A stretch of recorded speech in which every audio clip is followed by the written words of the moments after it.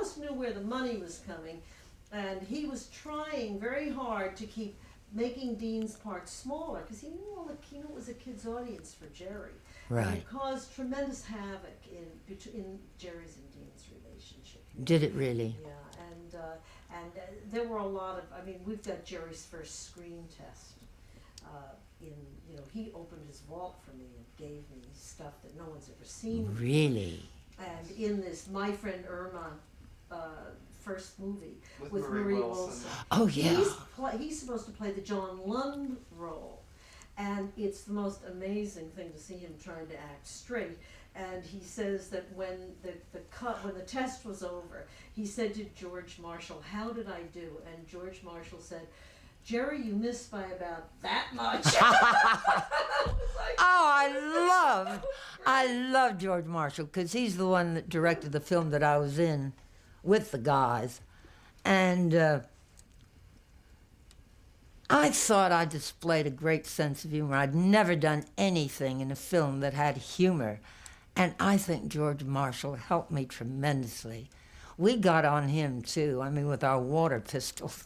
Poor George, and he was just, I guess he loved having us around, and I think it was ambivalence. He hated all of us and liked all of us, that sort of thing. But he was a terrific director when it came to comedy. I was very fortunate. I know he helped me tremendously on one of the scenes that I did, and the scene turned out remarkably well. Even I Which one was that? amazed. I can't think of the It was scene one of now. those- We'd have it's to. like an Abbott and Costello. We'd have to thing, right? run it. Well, It was you know- more my scene than anybody else's, but it had to be humorous, and he made it so. He made me do what he wanted me to do, and it turned out well. Well, I had heard from the people at Paramount that Wallace was very sure that he put you in the Dean and Jerry film because they were all over the place. They were nightclub performers. That's and true. And that you could be the center of the scene so that at least they'd have some idea of where they're supposed to be playing, you know. Well, I don't think I contributed that much. And I think, I was under contract to Hal Wallace Productions. And I was available. And therefore, and also, remember, I'd done so many heavy things that it was such a pleasure for me when this was offered me to do something crazy with these two people that I had seen at the Ambassador or one of the nightclubs here, and I thought they were absolutely fabulous, and I thought, God, I'd like to shed my past and have some fun with these guys.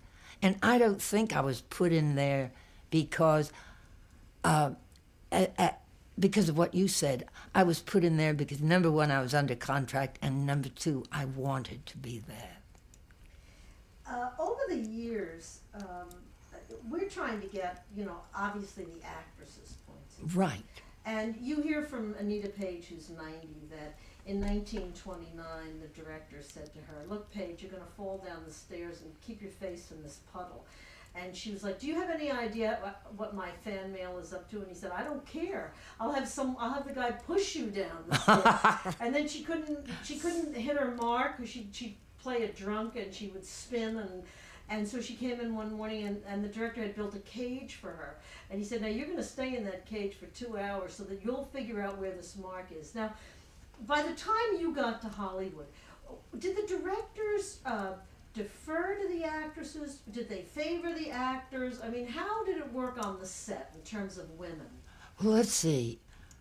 I made my first film in 1946, and I was respected from the time I got on the lot,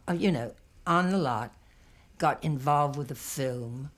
The only person I ever worked with that was very, very difficult as far as a director is concerned was John Farrow. And John Farrow directed The Strange Love of Martha Ivors. And he wanted another actress. And my producer said, "No, this is the girl we want to use." So I went in there with that prejudice, and I knew it, which made it very difficult for me. But nevertheless, I always feel even now, that you can triumph over anything. And I did triumph. And toward the end of the film, he became rather sympathetic to my cause. But no, I had respect from all the directors I worked with. There was nothing demeaning that I can recollect in any director's behavior or producer's behavior or anybody on the lot, unlike the story you just told. There are a lot of stories, though, almost like a lot of young women think that actresses in the 40s were, Charlton Heston referred to actresses when he came here in 1950 as many of them being sex toys. And, it's Really? And people love to dig up all that stuff about how terrible. It's like Maryland one more time. Well, you have to understand that he came from academia at that time. He just graduated from Northwestern University, and he'd come to Hollywood, and maybe he assessed it that way. But I'm sure that once he got involved with the mechanics of making film, I'm sure that he changed his mind.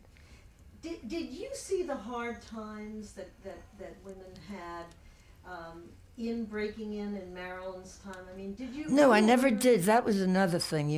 I am a feminist, but I'm not a wild feminist. I've always been a feminist, and mostly because I've always achieved what I wanted to achieve. I mean, all my goals were not interfered with by any man.